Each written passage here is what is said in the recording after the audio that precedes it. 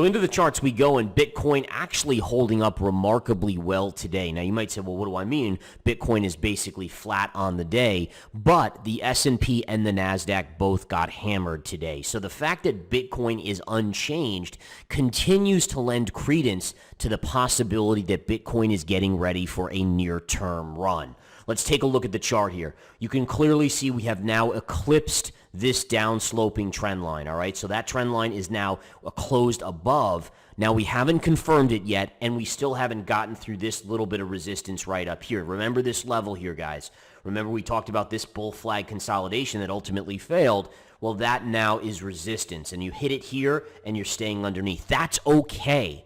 All right, listen, if it broke out, that would have been even better. But as long as you get some sideways chop here, you could even come down a little bit. As long as you stay above this trend line, you have the potential to break through this 17,000 marker right here and start to catapult up towards 18,400.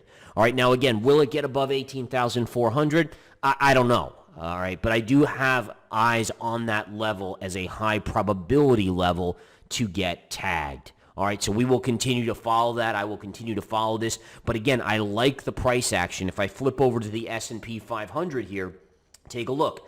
Nice down move in the S&P. It was down 1.17%, which is actually a pretty hefty move for the S&P. The NASDAQ 100 was actually down a little bit more today, down 1.57%. So when we flip back to Bitcoin, which again was holding above this level, this trend line, and you look at Bitcoin and it's literally down 0.07 or essentially flat on the day, to me, I look at that as relative strength. Now, what could be causing this? Is it possible that tax loss selling, maybe that's over with. Maybe that's keeping sellers away from things right now because they all sold prior to the end of the year. I think that's a possibility. But what also fascinates me is we had Silver Lake, I believe it was that what it was? Let me take a look. SI, I believe, here. So this chart here, right? So this Silvergate Capital. Silvergate Capital had some really negative news about laying off a ton of their workforce, how bad things were. The stock was down. And by the way, I'm bringing up this company because they literally are in crypto, right? So they basically are a crypto exchange-ish, player here. And essentially what you're looking at is them giving an amazingly negative news, and ultimately you saw the price of Bitcoin hold steady. So just again to go over Silver Lake Capital Corp operates a bank holding company for Silvergate Bank that provides banking products and services to business and clients. And again, it deals primarily in crypto stuff. They basically said, from what I heard earlier, is that there was a massive withdrawal of funds as people ran for cover. Okay, so again, just very, very interesting to kind of take note of this. And again, the price point here for not impacting crypto is intriguing to me, to say the least. Again, when you have a big news event like that, which is not as earth-shattering as FTX, but it certainly is earth-shattering, when it doesn't have more of an impact on Bitcoin, that to me tells me that there's potential bullish price action in Bitcoin. Okay. So that's where we are on Bitcoin, guys. I'm actually short-term bullish here.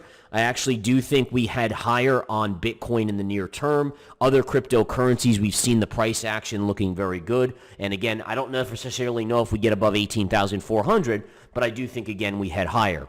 Now, interestingly enough, you could make a case that Ethereum is actually leading the Bitcoin chart. And you might say, well, how's that? Well, take a look at this. So let's flip back to Bitcoin real quick. Look at where Bitcoin broke out. Bitcoin closed above this downsloping trend line just yesterday. If we go to Ethereum, Ethereum closed above the trend line literally almost a week ago. And not only that, but here's that trend line that Bitcoin had tagged and pulled back off of. And look at Ethereum. It is above that level. So again, if you look at things and if you kind of compare the two charts of Bitcoin and Ethereum, Bitcoin broke above its downsloping trend line first and has already eclipsed the flat consolidation trend line here versus Bitcoin, which is still hammering on this flat consolidation line right here. So again, just keep an eye on that. I think that's an interesting little perspective on price action between Ethereum and Bitcoin. Bitcoin certainly looks right now to be following Ethereum versus leading. All right, let's go to a couple others. Cardano today, I like the price action. Cardano is holding steady right in this resistance level. It has not broken up. If it does break, Cardano's going back above $30. So again, I like this. Let's see if it goes sideways for a couple days to build some energy to break up. But I continue to be bullish here near term on Cardano. Next up, let's take a look at Solana. Solana, same thing. Basically just 2 consolidation days, considering a move of 50% from $8, actually more than that, from $8 to $14, which is about a 75% move. It has just paused now and consolidating here around $13.50 to 60 cents. So that's also, to me, a bullish fact that Solana, this much hated over the last month, ever since FTX collapsed, people had been claiming it was going to go to zero. Well, guess what? All of a sudden, not only did it put in the doji, and I called this doji out to you guys as a reversal, potential reversal, but it then gained 75%, and even after that, it's just going sideways versus pulling back sharply. Again, short-term relative strength signal. Okay? Now, resistance on Solana remains around $15. If it gets through 15, you're looking at around 1775 to 18 right up here. You can see this little area here. And if it really gets its mojo back, you're talking about a move all the way back to $27 per coin. All right, let's take a look at a few of these other ones. Polkadot today. Polkadot, same kind of thing, basically a pause day right there. It is holding above this little short-term resistance, so that is a positive. Upside would be $5. Take a look at Avalanche. Avalanche is having a little bit of a pullback. Had a nice move, though, recently. And again, it went right into this yellow line and then pulling back there. So again, it's getting a little bit of a pullback there. I still don't think it's much to write home about yet. I would want to see it hold this trend line. If consolidation here, that's fine. You'd just like to see it hold $11.50. Take a look at Near. Now, Near had that really monstrous pop yesterday. In the overnight, it actually went a little bit higher to about 165. It then stalled out and is pausing today. Again, any sort of additional momentum in crypto sends this up to this resistance level at around 178 to 180. And again, that would be major resistance on Near. So I think the bottom line is, folks, as we get into things here, we have to say to ourselves that the NASDAQ, the S&P were down. In general, crypto should be pulling back on that. It is not. Many of the charts have eclipsed or at least have hammered into resistance and are not pulling back off of those resistance levels. At least they're consolidating. This is all right now positive in the near term.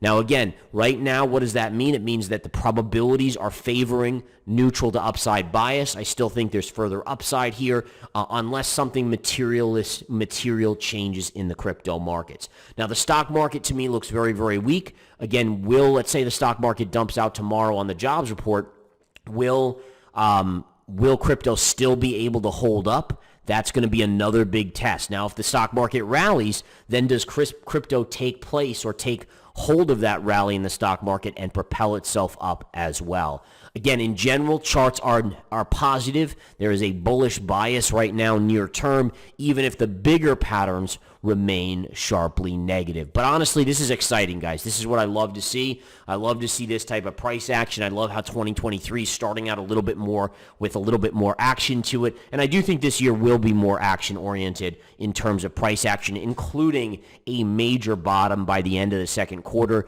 in Bitcoin that, again, eventually we can actually accumulate huge amounts of Bitcoin and maybe Ethereum on the HODL side, on the longer term side.